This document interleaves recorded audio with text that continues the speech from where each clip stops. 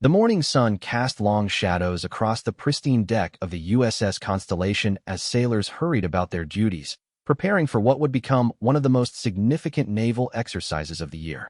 Among the bustling crew members, a young woman in crisp naval fatigues moved with quiet confidence, her dark hair pulled back in regulation style, her uniform bearing no insignia of rank. To every observer on that ship, she appeared to be nothing more than another trainee, fresh from the academy and eager to prove herself.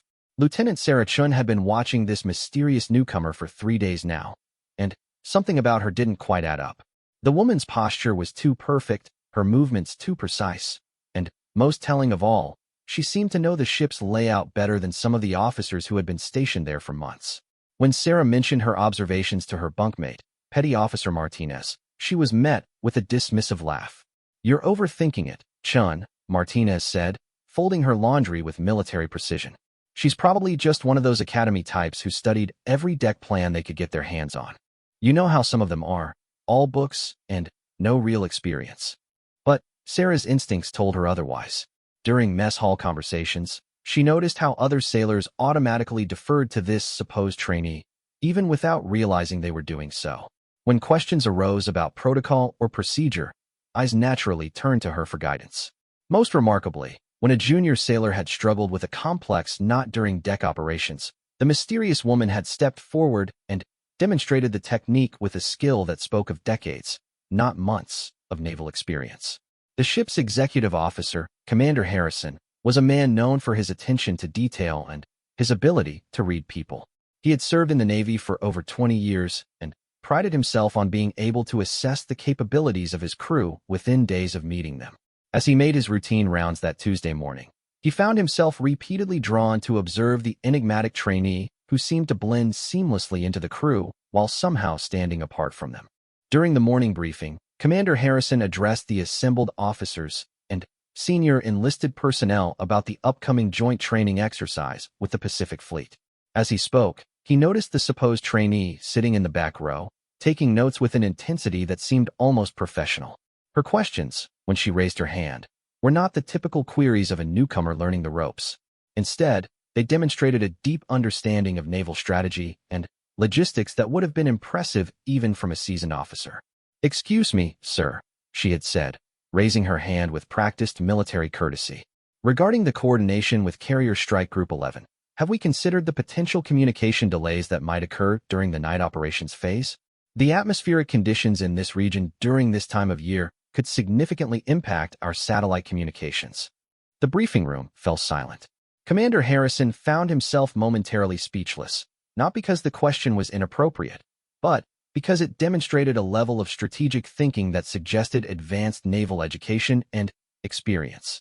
The other officers in the room exchanged glances, clearly wondering how a trainee could possess such detailed knowledge of carrier operations and communication protocols.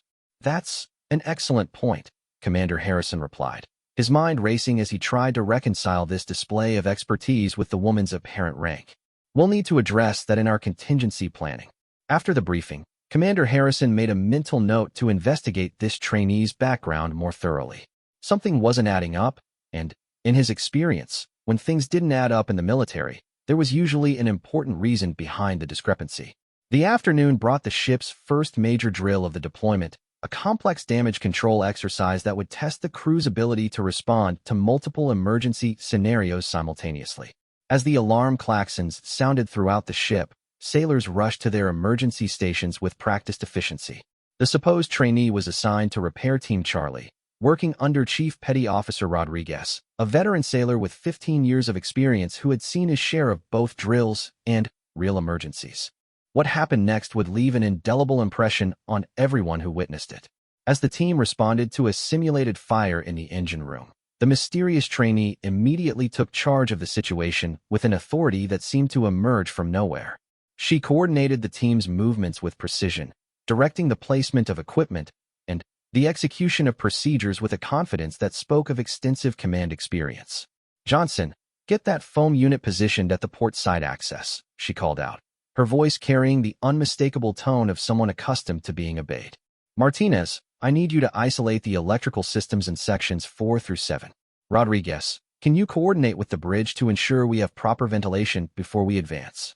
Chief Rodriguez found himself following her instructions without question, his years of training responding instinctively to the voice of authority. It wasn't until after the drill had concluded successfully, with their team posting the fastest response time on the ship, that he realized what had happened.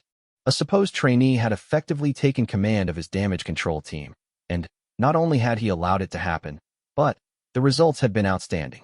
Who exactly are you? Chief Rodriguez asked quietly as they secured their equipment. The question hung in the air between them, loaded with implications that neither was quite ready to address. The woman smiled, an expression that seemed to hold secrets and stories that could fill volumes. Just someone who's been around ships for a while, Chief. Thanks for letting me help out. But Chief Rodriguez wasn't satisfied with that answer. After securing his equipment, he sought out Commander Harrison to report what had happened during the drill. His account of the trainee's performance was both glowing and deeply puzzling, adding another layer to the mystery that was beginning to captivate the ship's leadership. That evening, as the ship settled into its nighttime routine, word of the damage control drill had spread throughout the crew. Sailors gathered in small groups, discussing the mysterious trainee who had somehow outperformed seasoned veterans in a complex emergency exercise. The conversations were filled with speculation and growing respect, but also with an undercurrent of confusion that would only deepen in the days to come. In the officers' wardroom, Commander Harrison sat with his department heads, reviewing the day's events over coffee. The conversation inevitably turned to their enigmatic crew member and the questions that her presence was raising. I've been thinking about our discussion after the briefing, said Lieutenant Commander Walsh, the ship's operations officer. That question about carrier communications wasn't just good. It was specifically informed by classified operational parameters that trainees shouldn't have access to. Commander Harrison nodded grimly. He had reached the same conclusion, and it was troubling him greatly. I've put in a request for her complete service record. Something tells me we're going to be very surprised by what we find. The request for records would take time to process, but Commander Harrison's instincts told him that the answers, when they came, would fundamentally change how everyone on the ship viewed their mysterious trainee. What he couldn't have predicted was just how dramatically those revelations would reshape not only their understanding of their crew member, but their entire perspective on leadership, experience, and the nature of true naval excellence. As the ship continued its course through the Pacific waters, carrying its crew toward the major joint exercise that would test all their skills and coordination, the mystery of the woman with no rank insignia continued to deepen. Her presence had already begun to influence the ship's operations in subtle but significant ways, and the crew was beginning to sense that they were in the presence of something extraordinary. The next morning would bring new challenges and new opportunities for their mysterious crew member to demonstrate capabilities that seemed to exceed her apparent position. With each passing hour, the questions multiplied, and the anticipation grew among officers and enlisted personnel alike. They all sensed that they were witnessing something significant, even if they couldn't yet understand exactly what it was. What none of them could have imagined was that they were sailing alongside someone whose experience and expertise far exceeded their wildest assumptions, someone whose true identity would soon be revealed in a moment that would leave the entire ship's company stunned and forever change their understanding of the woman they had dismissed as merely another trainee learning her way in the Navy. The third day aboard the USS Constellation dawned with unusual activity on the bridge. Commander Harrison had spent most of the previous evening reviewing preliminary reports about their mysterious crew member, and what little information he had received only deepened the puzzle. The personnel records showed gaps that made no sense for a typical naval career, and several entries were marked with classification levels that suggested involvement in operations far beyond what any trainee should have experienced. As the morning watch began, the woman who had captured everyone's attention was assigned to the navigation team, working under Lieutenant Commander Patricia Valdez, the ship's navigator. Valdez was known throughout the fleet for her precision and her ability to train junior officers in the complex art of naval navigation. She had requested the mysterious trainee specifically, curious to assess the skills that had already generated so much discussion among the crew. What Valdez discovered in the first hour of their work together defied every assumption she had made about their apparent newcomer. When presented with a complex plotting exercise involving multiple vessels converging on a single point, the supposed trainee completed the calculations with a speed and accuracy that suggested not just training, but extensive practical experience in fleet operations. These calculations are perfect, Valdez murmured, reviewing the work with growing amazement. But, more than that, you've anticipated variables that most officers don't consider until they've been working fleet operations for years. How did you know to account for the drift patterns specific to this region? The woman smiled, that same enigmatic expression that had become her trademark. I've had good teachers over the years. Plus, I've always believed in being thorough when lives depend on accurate navigation. But it was what happened next that truly caught Lieutenant Commander Valdez's attention. As they worked on the day's navigation plot, an urgent message came from the bridge reporting a discrepancy in their position calculations. The ship's GPS system was showing minor inconsistencies with their dead reckoning plot, a situation that required immediate attention to ensure the safety of the vessel. Without being asked, the mysterious trainee stepped forward and began working through the problem with a methodology that spoke of command-level experience. She cross-referenced multiple navigation systems, compared current readings with historical data for the region, and identified the source of the discrepancy within minutes. Her analysis revealed that solar storm activity was causing temporary GPS fluctuations, a conclusion that was confirmed by the ship's communications officer shortly afterward. How did you know about the solar storm? Valdez asked, genuinely puzzled. That information came from classified weather reports that aren't typically shared below the department head level. The woman's response was carefully measured.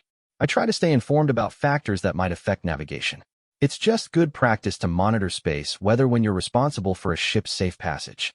The phrase responsible for a ship's safe passage hung in the air between them, carrying implications that both women understood but neither addressed directly.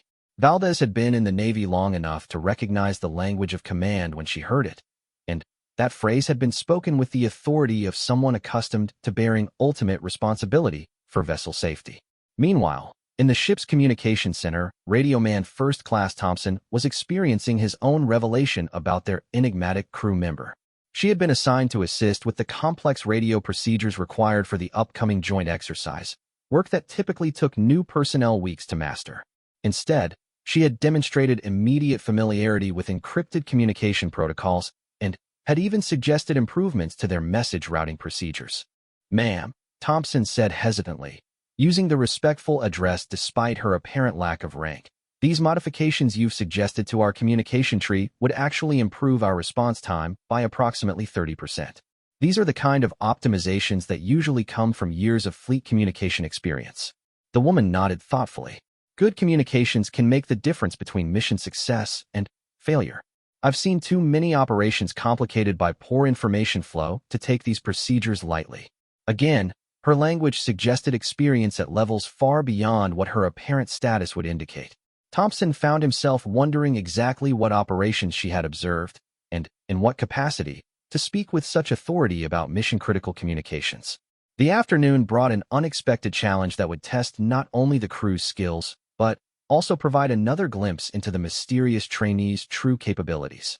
A distress call was received from a civilian vessel experiencing engine problems approximately 50 nautical miles from their current position. The situation required immediate response and careful coordination to ensure a successful rescue operation. As the ship altered course to respond to the emergency, the bridge became a hub of intense activity. Officers coordinated with multiple agencies, planned the rescue approach, and prepared the necessary equipment and personnel. In the midst of this organized chaos, the supposed trainee found herself working directly with the ship's senior officers, providing input that demonstrated sophisticated understanding of search and rescue operations. When Commander Harrison outlined the planned approach to the distressed vessel, she quietly suggested modifications that would improve safety margins and reduce response time. Her recommendations showed intimate knowledge of ocean currents, weather patterns, and rescue protocols that spoke of extensive operational experience.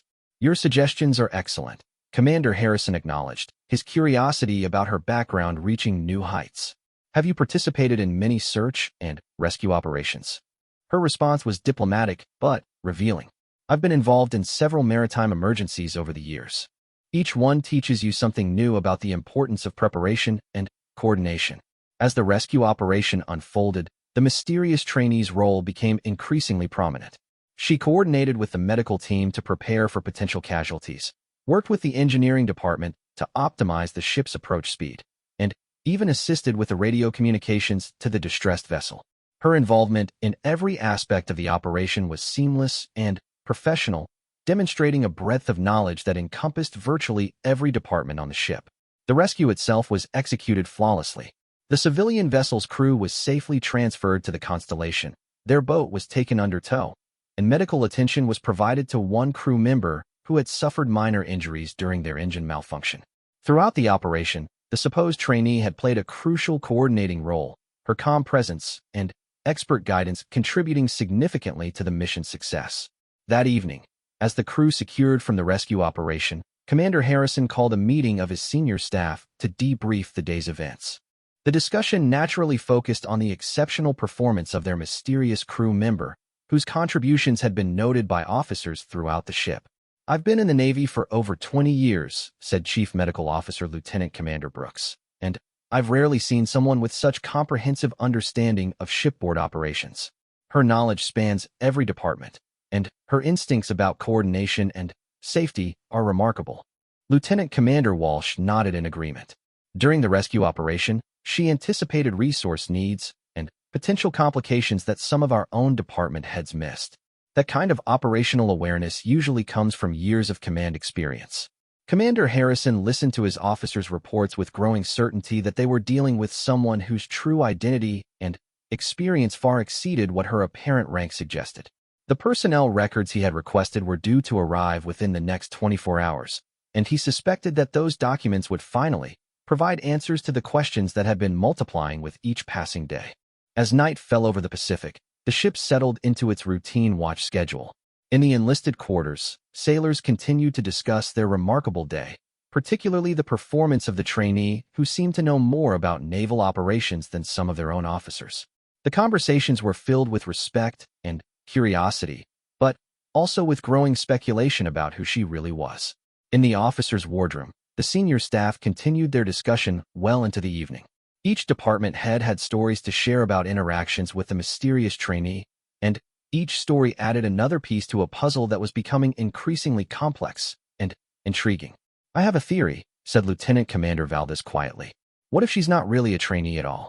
What if she's someone with extensive naval experience who's serving in this capacity for reasons we don't understand?"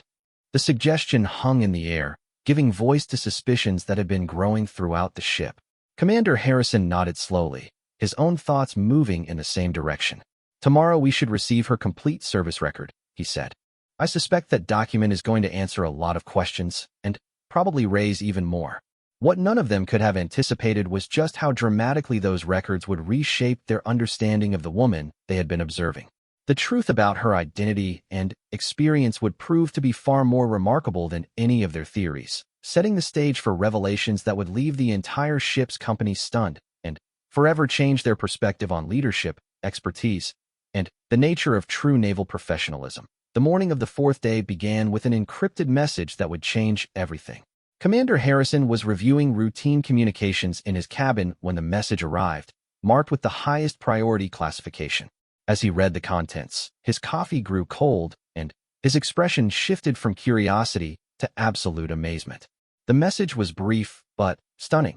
"Be advised that Admiral Victoria Sterling is currently aboard your vessel conducting an informal assessment of fleet readiness. Classification of this information is top secret. Admiral Sterling's presence should not be disclosed without her explicit authorization. Continue normal operations. Admiral Victoria Sterling." Commander Harrison set down the message with hands that trembled slightly. He knew that name well, as did anyone who had followed naval careers at the senior level. Admiral Sterling was a legend in the Navy, one of the youngest officers ever to achieve flag rank, with a reputation for strategic brilliance that had earned her respect throughout the military. She had commanded carrier strike groups, led major naval operations, and served as an advisor to the highest levels of government. And, for the past 4 days, she had been serving aboard his ship as an apparent trainee, observing operations with the keen eye of one of the Navy's most accomplished leaders.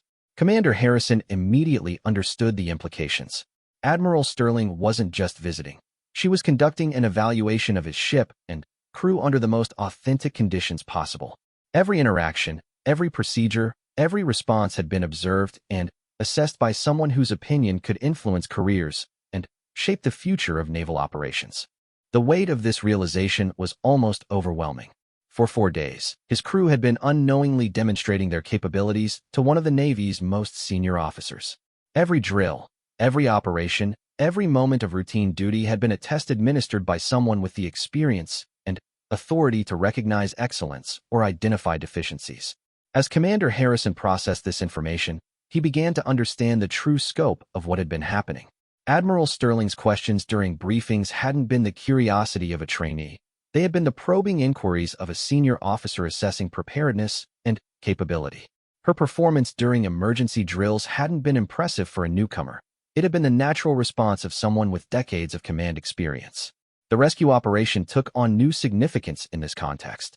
Admiral Sterling had observed how his crew performed under pressure, how they coordinated complex operations, and how effectively they executed humanitarian missions. Her involvement hadn't been helpful participation. It had been expert guidance from someone with extensive experience in similar operations. Commander Harrison realized he faced a delicate situation. Admiral Sterling's identity was classified, which meant he couldn't share this information with his crew. At the same time, he needed to ensure that his officers continued to perform at their highest level while remaining unaware they were under evaluation by one of the Navy's most senior leaders. The day's schedule included a complex training exercise designed to test the ship's combat readiness.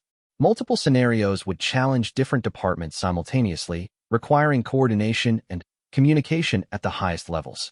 Commander Harrison knew that this exercise would provide Admiral Sterling with comprehensive insight into his crew's capabilities and his own leadership effectiveness. As the morning progressed, Admiral Sterling continued her apparent role as a trainee, but Commander Harrison now observed her with new understanding. Her presence in different departments wasn't random assignment. It was systematic evaluation of every aspect of ship operations.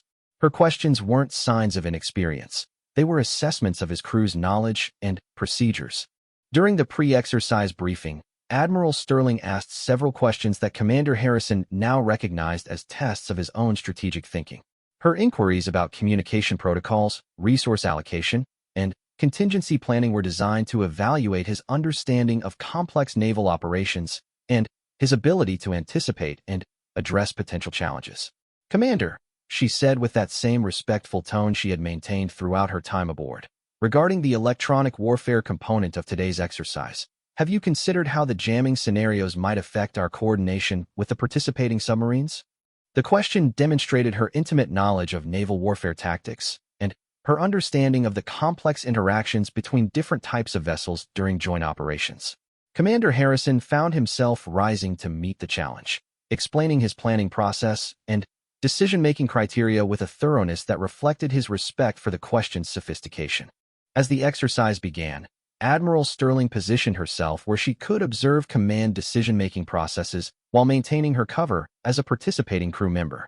Commander Harrison watched her watching him, recognizing now that every command decision, every response to changing conditions, and every interaction with his officers was being evaluated by someone with the experience to assess leadership at the highest levels.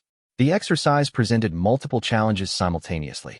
Simulated missile attacks tested the ship's defensive systems. Electronic warfare scenarios challenged communication capabilities, and coordination requirements with other vessels tested the crew's ability to operate as part of a larger fleet.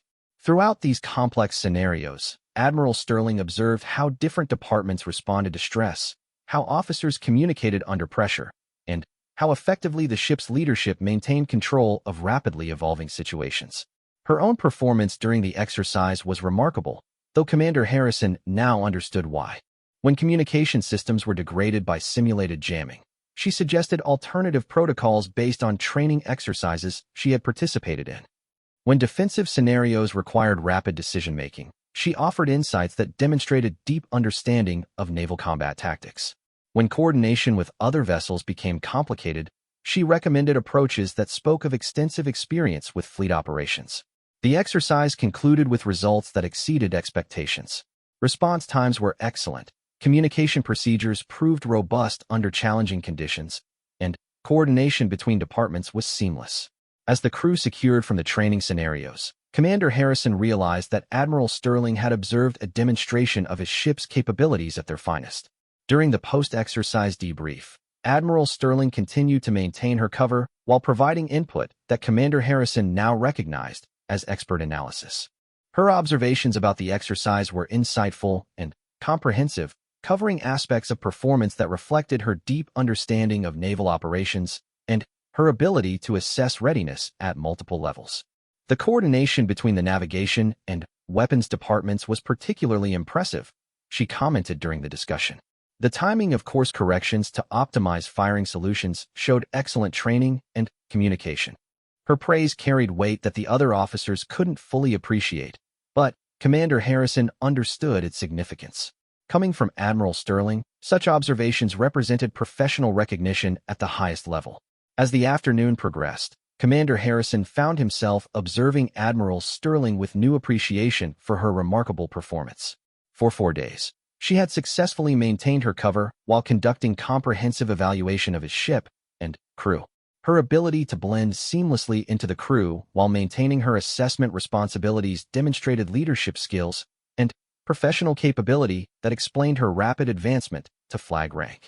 The complexity of what she was accomplishing became increasingly apparent. She was simultaneously evaluating multiple aspects of ship operations, assessing individual and collective performance, observing leadership effectiveness, and measuring readiness for fleet operations. All of this was being done while maintaining complete operational security about her true identity and mission. That evening, as the ship settled into its routine, Commander Harrison reviewed the day's events with new understanding. Admiral Sterling's evaluation of his crew and his own leadership was comprehensive and ongoing. Every aspect of their performance was being measured against standards established by someone with extensive experience in naval operations at the highest levels. The weight of this responsibility was significant, but it also represented an extraordinary opportunity. Having Admiral Sterling observe his ship's operations under authentic conditions provided invaluable assessment of their readiness and capabilities. Her evaluation would carry weight within the naval leadership structure and could influence future assignments and opportunities for his crew. As Commander Harrison prepared for the night's routine, he reflected on the remarkable situation unfolding aboard his ship. Admiral Sterling's presence represented both a challenge and an honor. The challenge lay in maintaining the highest standards of performance while unaware of being evaluated. The honor lay in being selected for assessment by one of the Navy's most accomplished leaders. The next day would bring the joint fleet exercise that represented the culmination of their current deployment. Commander Harrison now understood that this major operation would provide Admiral Sterling with the ultimate test of his ship's readiness and his crew's capabilities. The performance during this exercise would be observed and evaluated by someone with the experience and authority to recognize excellence and assess preparedness for the most demanding naval operations. What Commander Harrison couldn't anticipate was that the joint exercise would also provide the circumstances that would finally reveal Admiral Sterling's true identity to the entire crew, setting the stage for a moment of recognition that would leave everyone stunned and forever change their understanding of the remarkable leader who had been sailing among them. The morning of the joint fleet exercise dawned with crystal-clear skies and calm seas, conditions that would allow for optimal execution of the complex operations planned for the day. The USS Constellation was now part of a massive formation including 3 carrier strike groups, multiple guided missile cruisers, destroyers, submarines, and support vessels. This was the kind of large-scale naval exercise that tested every aspect of fleet coordination and individual ship capabilities. Commander Harrison stood on the bridge, watching as his crew prepared for what would be the most challenging and important day of their deployment. Somewhere among the sailors moving with practiced efficiency was Admiral Victoria Sterling, continuing her remarkable evaluation while maintaining her cover as a trainee. The weight of her hidden presence had intensified Commander Harrison's focus on ensuring flawless execution of every procedure and operation. The exercise scenario was complex and demanding, designed to simulate real-world conditions that would test decision-making, coordination, and technical capabilities under maximum stress. The fleet would face simulated threats from multiple directions, requiring rapid response and seamless coordination between vessels of different types and capabilities. Communication protocols would be pushed to their limits, defensive systems would be thoroughly tested, and leadership at every level would be challenged. Admiral Sterling had been assigned to the bridge communication team for the exercise, a position that would allow her to observe command decision-making processes while maintaining her operational security. Commander Harrison watched her take her position at the communication console, knowing that every command he gave and every decision he made would be evaluated by one of the Navy's most experienced flag officers. As the exercise began, the complexity and intensity quickly escalated. Simulated enemy forces approached from multiple vectors, requiring coordinated responses from different elements of the fleet. The USS Constellation's role was crucial, involving both independent operations and close coordination with other vessels in scenarios that tested the limits of their training and preparation. During the first phase of the exercise, Admiral Sterling's presence at the communication station provided her with optimal observation of bridge operations. Commander Harrison found himself unconsciously elevating his performance, knowing that his leadership was being assessed by someone with the experience and authority to recognize excellence or identify deficiencies. The first major challenge came when simulated electronic warfare attacks degraded normal communication systems, requiring immediate adaptation to alternative protocols. Admiral Sterling, maintaining her role as a communication team member, quickly implemented backup procedures with an efficiency that impressed the bridge crew while providing Commander Harrison with confidence that critical communications would remain functional.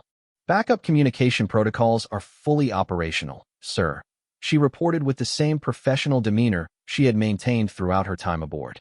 All fleet units are responding on alternative frequencies.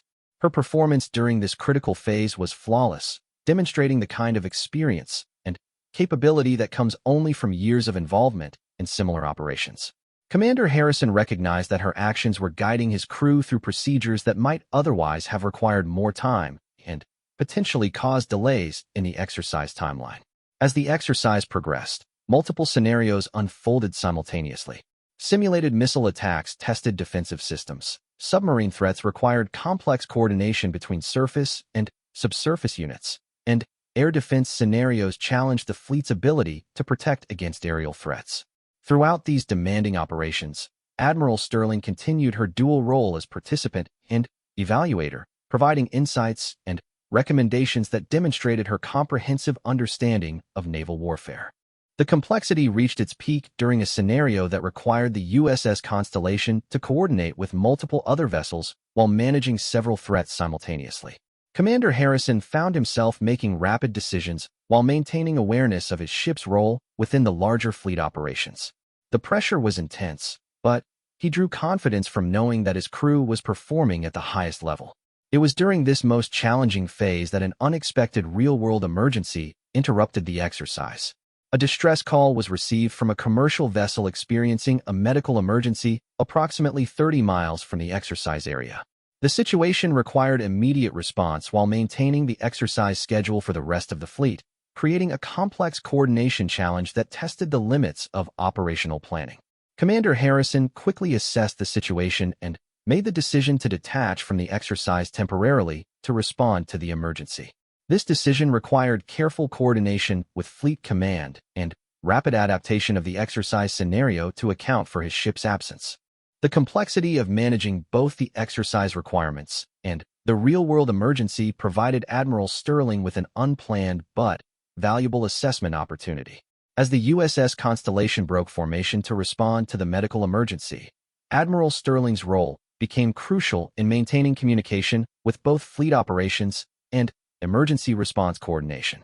Her experience with similar situations became apparent as she seamlessly managed multiple communication streams while ensuring that both the exercise and emergency response proceeded smoothly. "Sir," she reported as they approached the distressed vessel, "Fleet Command has adjusted the exercise timeline to account for our response mission. Medical helicopter is inbound to our location for casualty transfer."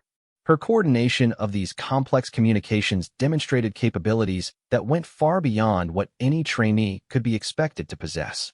Commander Harrison recognized that her management of this situation was preventing potential complications and ensuring optimal outcomes for both the exercise and the emergency response. The medical emergency was resolved successfully, with the casualty transferred to the helicopter for transport to advanced medical facilities. The USS Constellation then rejoined the exercise, integrating back into fleet operations with minimal disruption to the overall scenario.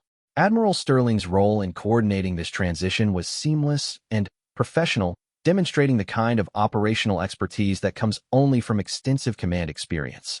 As the exercise entered its final phase, the scenarios became even more complex and demanding. Multiple threats converged simultaneously, requiring rapid decision-making and flawless execution of defensive procedures. The USS Constellation's performance was crucial to the success of several coordinated operations, placing maximum pressure on Commander Harrison and his crew. Throughout these final scenarios, Admiral Sterling's observations became increasingly focused and detailed. Commander Harrison could sense her assessment process intensifying as she evaluated how the crew performed under maximum stress and how effectively the ship's leadership maintained control of rapidly evolving situations. The exercise concluded with results that exceeded all expectations. The USS Constellation's performance was rated as outstanding in every category, with particular recognition for communication effectiveness, coordination capabilities, and leadership under pressure.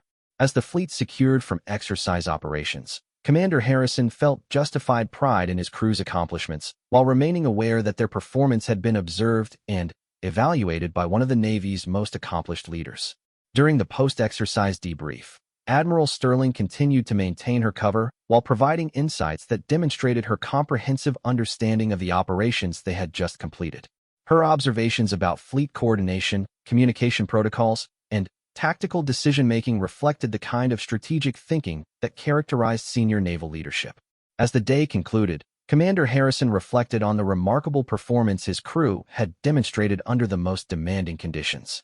Admiral Sterling's hidden evaluation had encompassed every aspect of their operations, providing assessment that would influence future assignments and opportunities.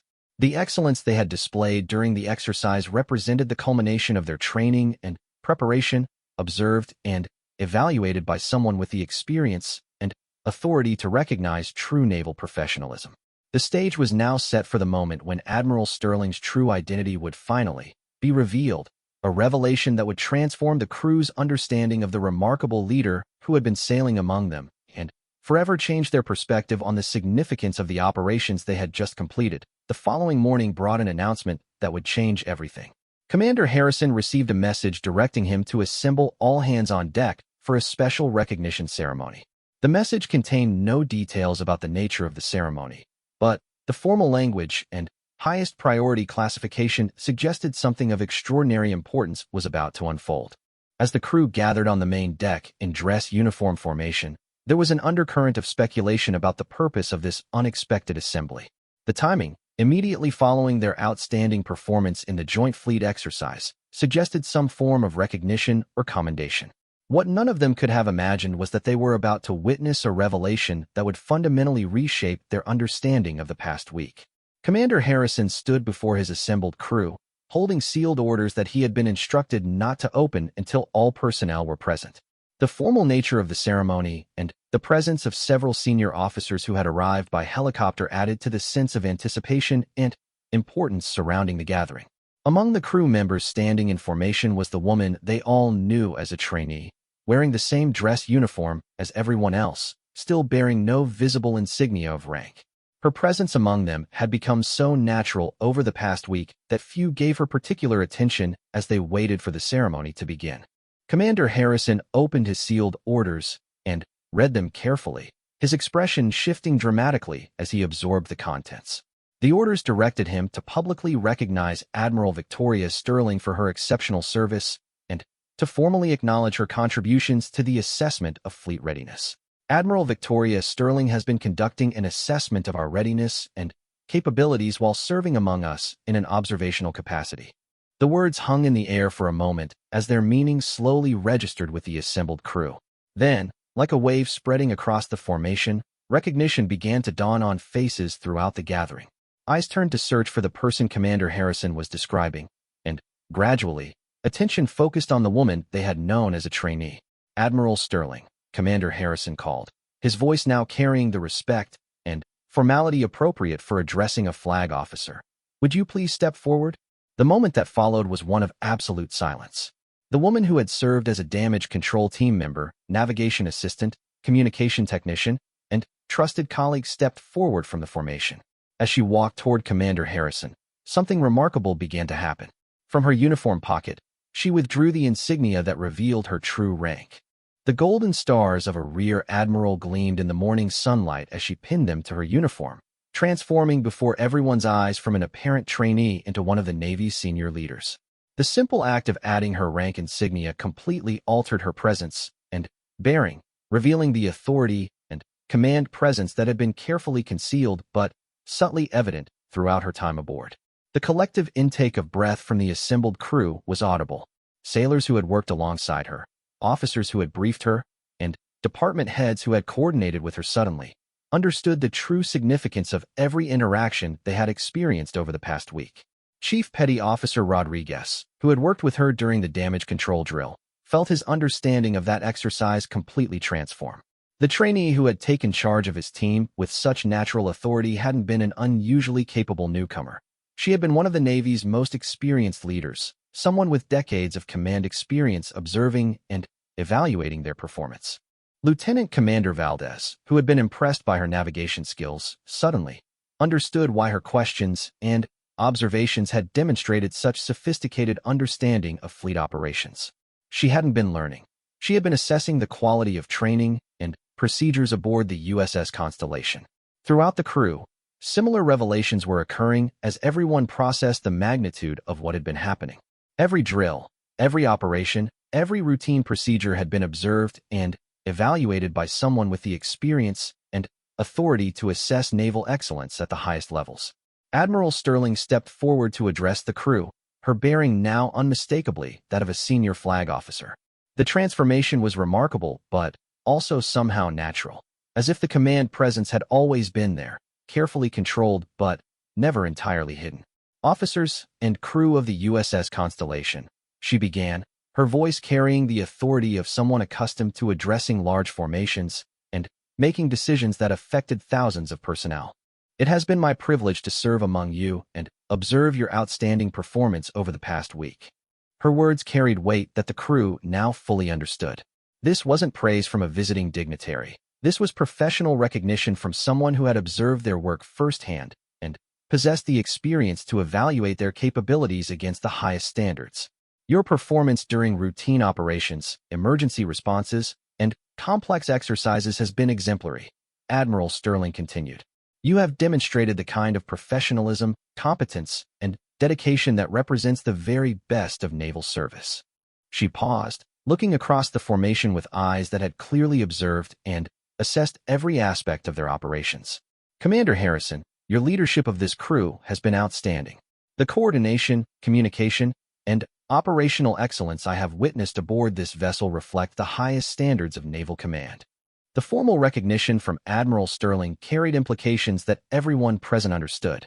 Her assessment would influence their ship's reputation within the fleet, potentially affecting future assignments, commendations, and career opportunities for everyone involved. As the ceremony continued, Admiral Sterling presented several individual commendations to crew members who had demonstrated exceptional performance during her observation period. Each recognition was based on first-hand observation of their work, making the commendations particularly meaningful and significant. Chief Rodriguez received recognition for his leadership during damage control operations. Lieutenant Commander Valdez was commended for her navigation expertise and training effectiveness. Radioman Thompson was acknowledged for his communication skills and procedural knowledge. Each commendation was accompanied by specific observations that demonstrated Admiral Sterling's comprehensive evaluation of their performance. The rescue operations you conducted during my time aboard, Admiral Sterling noted, demonstrated the kind of seamless coordination and professional excellence that saves lives and accomplishes missions. Your response to both the civilian vessel emergency and the medical evacuation during the fleet exercise was flawless. As the ceremony concluded, Admiral Sterling's presence aboard the USS Constellation was revealed in its full context. She had been conducting a comprehensive assessment of fleet readiness, evaluating not just technical capabilities, but also leadership effectiveness, crew coordination, and operational excellence under realistic conditions. The crew's understanding of the past week was completely transformed. Every moment of recognition, every instance of respect, every demonstration of capability had been observed and evaluated by someone with the experience and authority to assess naval excellence at the highest levels. The trainee who had earned their admiration and respect had been one of the Navy's most distinguished leaders all along. As the crew was dismissed from the ceremony, conversations erupted throughout the ship as everyone processed the remarkable revelation. The woman who had served among them with such professionalism and capability was Admiral Victoria Sterling, a leader whose reputation for excellence and strategic brilliance was known throughout the fleet. The impact of this revelation extended far beyond simple surprise. Everyone aboard realized they had been part of something extraordinary, an assessment process that had evaluated their ship and crew under the most authentic conditions possible. Admiral Sterling's presence had provided them with validation of their capabilities from someone whose opinion carried weight at the highest levels of naval leadership. Commander Harrison watched as Admiral Sterling prepared to depart the ship, her assessment complete, and her evaluation of his crew's performance concluded. The recognition and commendation she had provided would have lasting impact on their careers and their ship's reputation within the fleet. As the helicopter arrived to transport Admiral Sterling to her next assignment, she took time to speak privately with key crew members, providing additional feedback and encouragement that reflected her genuine appreciation for their performance. Her departure marked the end of one of the most remarkable weeks in the ship's history, a time when they had unknowingly demonstrated their finest capabilities to one of the Navy's most accomplished leaders. The legacy of Admiral Sterling's time aboard would endure long after her departure. The crew of the USS Constellation had learned that excellence is recognized by those with the experience to appreciate it, and that true leadership can inspire outstanding performance even when its presence is concealed. They had been tested by the best and found worthy of recognition at the highest levels, an achievement that would influence their careers and their understanding of naval service for years to come.